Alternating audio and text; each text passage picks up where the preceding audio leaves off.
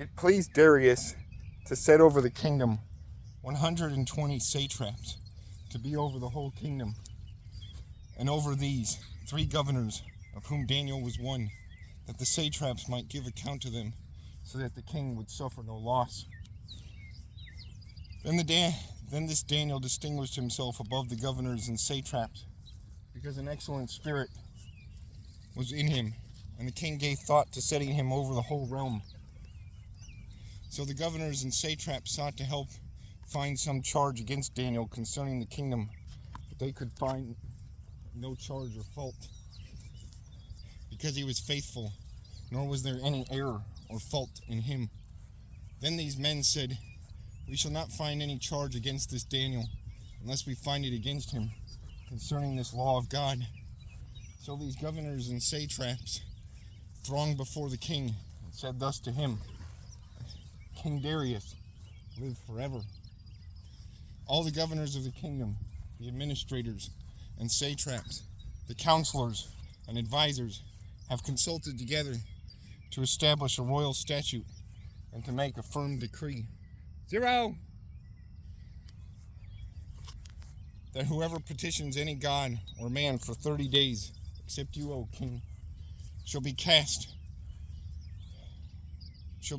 into the den of lions. Now, O king, establish the decree and sign the writing, so that it cannot be changed according to the law of the Medes and Persians, which does not alter. Therefore King Darius signed the written decree. Now when Daniel knew that the writing was signed, he went home and in his upper room with his windows open toward Jerusalem, he knelt down on his knees 3 times that day and prayed and gave thanks before his God, as was his custom since early days. Then these men assembled and found Daniel praying and making supplication before his God. And they went before the king and spoke concerning the king's decree. "Have you not signed a decree that every man who petitions any god or man within 30 days, except you, O king, shall be cast into the den of lions?" The king answered and said, "The thing is true, according to the law of the Medes and Persians, which does not alter."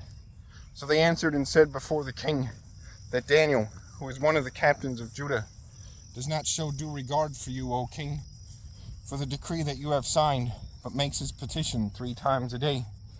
And the king, when he heard these words, was greatly displeased with himself, and set his heart on Daniel to deliver him. And he labored till the going down of the sun to deliver him. Then these men approached the king and said to the king, "Know, O king, that it is the law of the Medes and Persians that no decree or statute which the king establishes may be changed." So the king gave command, and they brought Daniel and cast him into the den of lions. But the king spoke, saying to Daniel, "Your God, whom you serve continually, he will deliver you."